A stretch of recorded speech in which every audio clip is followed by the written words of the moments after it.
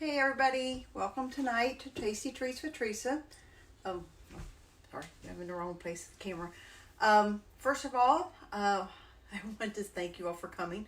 And second, I hate to say it, but I'm going to have to retire my apron. Today's going to be the last time for a while that I'll be wearing this one. Just to let you guys know that that one's going to be retiring because I got a new one. My kids got me this for my birthday. So how's that? It's getting angry. Perfect, right? Tasty Treats with Teresa. What do you know? So, tonight we are going to make unleavened bread because it is Easter. It is Passover. It is Monday, Thursday. And, of course, this year is totally different than in the past because we can't go to church. And a lot of churches will be having communion on Sunday, and we can't be at church to have communion. So we're going to make the unleavened bread that we used to use at our church a long time ago that we would do communion with. So we're just going to make communion bread tonight. So let me get you over here where you can see. Thank you guys for joining me tonight. We're just going to make the bread. First thing first, we need flour, sugar, and salt. Very basic, simple recipe, right? So we need 2.5 cups of flour. There's the measurements. There they are. They're always on the opposite side of what I think they should be on, right? Maybe because our pampered chef, creator, director, whatever you want to call her, is left-handed. So everything is always done for the left-handed person. Didn't know that, did you? That's why the handle's on the left. So I feel like I'm backwards, but that's all right. We'll make do. I need 2.5 cups of flour.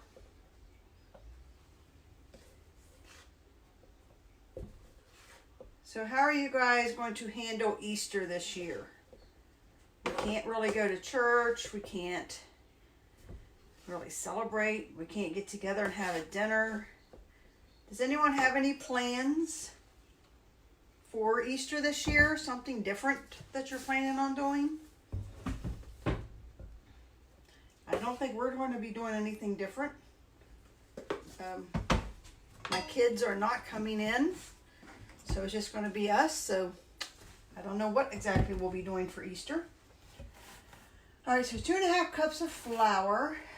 I need 5 tablespoons of sugar. So I'm just going to use a little sugar bowl. These are our, over here, measuring spoons.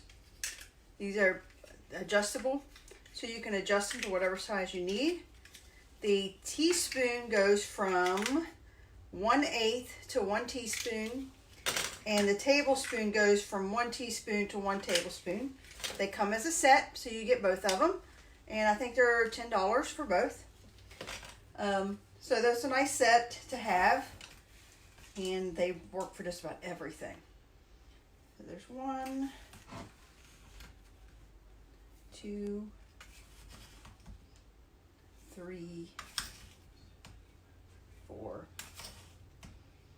and 5. So if you make this, get your grape juice, you are ready for Easter communion.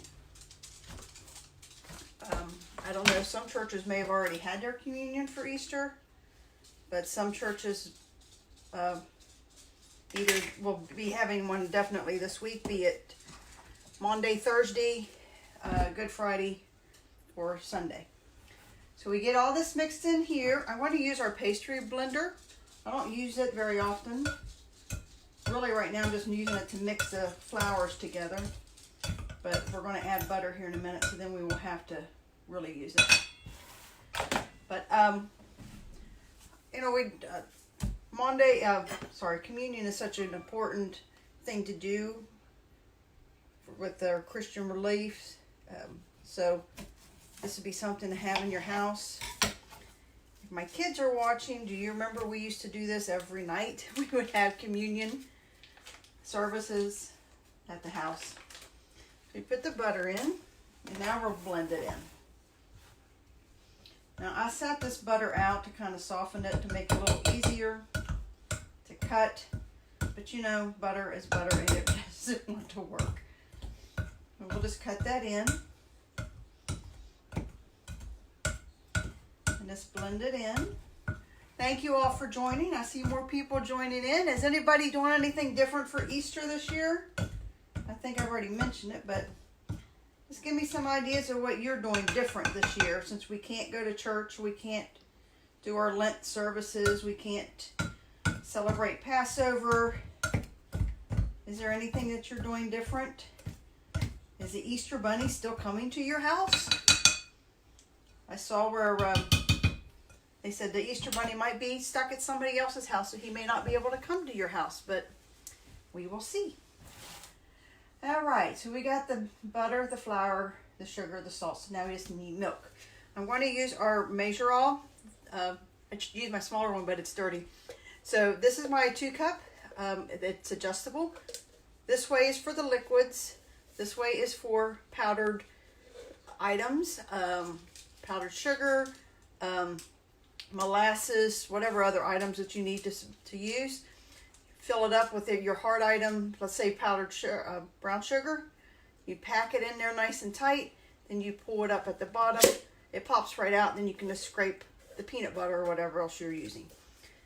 Makes it easier to clean, and it's one tool, so you can use it for your wet items and your drier items.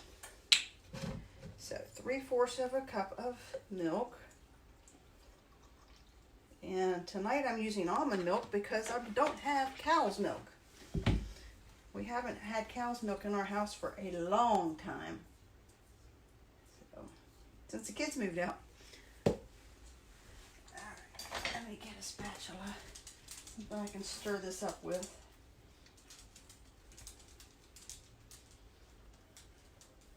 And just mix it together like you would in any other batter. I used to make this on a weekly basis, and we would eat this throughout the week. But I haven't done it for a very long time. I won't give age away, but I don't think my daughter was born yet. So it's been a very long time. So,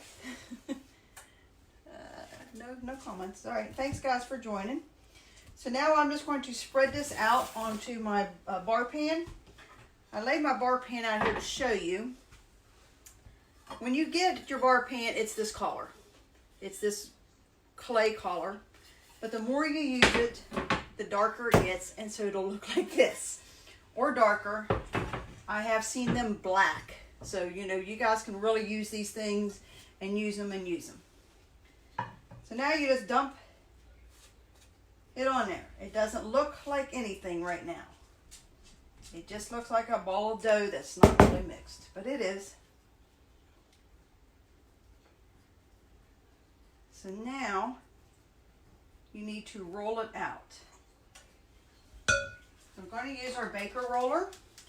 You can use this, any other roller that you have, but this is perfect because it fits right into the pan itself and makes it easier to use.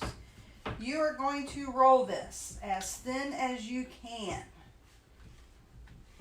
Because think about it, the little wafers you get at the church, they're very thin, they're very small. That's what this is. A long time ago, this was a recipe that we used at our church for communion.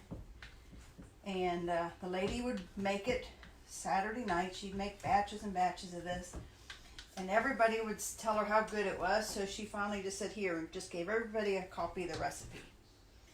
So, that is where I got the recipe. Now, this will not be a pretty bread. You know, it's not going to be that really crusty, pretty loaf bread. You want the little you're going to get the little squares, like you do for church, when we're all done. If I remember right, because I have not made this forever, it does not fit the whole pan if you do it right. Now we're just going to flatten it out as thin as I can. I'm going to try to get it to fit the whole pan. I think I'm going to have a bald spot up here. We will have the oven at 350, and this only bakes for like 15 minutes and then it's done. So it's not a long recipe. And we used to do this all the time. So now, what you can do is you can leave it like this. If you have a baker roller at the house, it comes with this little thing on the end. My camera's backwards today. This is perfect for this because now you want to poke holes in it. If you do not have a baker roller, a fork works just as good. And all you're doing is poking the little holes in the dough so it doesn't get any bubbles in it. Nothing fancy, just little holes in it. So that this little tool comes with a baker's roller. This is really for like pie crust, so whatever you need to use it for, and it snaps right on there so you never lose it. And then we will just can leave it like this if you want. Then you have a big piece of bread, or what she said to do is you cut it. Go ahead and cut it into strips. Very quick and easy. And then cut it into the little squares. Now, depending on how many people's in your family, how many people are coming for communion, personally, normally these are cut a lot smaller, but I like it big because they're good. So you can see there, I just cut them into squares. That's it, nothing fancy. It is not pretty, but it works. Watch the dog behind me. And then we'll just bake this for 15 minutes. Now put that in the bar pan. I think I already told you that, but I did not tell you. It's one of our top sellers. It is $40 for the bar pan. Let me move here. There you go. Like I said, when you first get it, it's clay collared. It's going to be this collar. This is our egg baker, microwave egg baker. But it'll be this collar. The more you use it, the darker it gets. You want your stone to be black. A lot of people will get it and they just try to scrub it and they don't like that black look. You want the black look. You want it to look dirty. The dirtier the stone, the better the food tastes. When I first started with Pamper Chef, that's years ago, I think I did get the pizza stone first. This is one of my first pans. And it said, whatever you do, the first thing you should do, obviously not with this pan because it's too small, but you take like crescent rolls or biscuits, something that's really buttery and greasy, and you put them in the pan and then you bake it. That's your first thing you bake in it, and that starts to season it. And the more you season it, the better it gets and the darker it gets. And that's what you want to do, is you want it to get dark. So we want the ugly pans. So the more you use them, the uglier they get. So I will post a picture underneath the video here in a little bit, in about 15-20 minutes when these are done, to show you what they look like. If you're in a party, the link is above this video, so you guys can watch it from there, can order from there, and I will see you next week. Happy Easter. Bye-bye.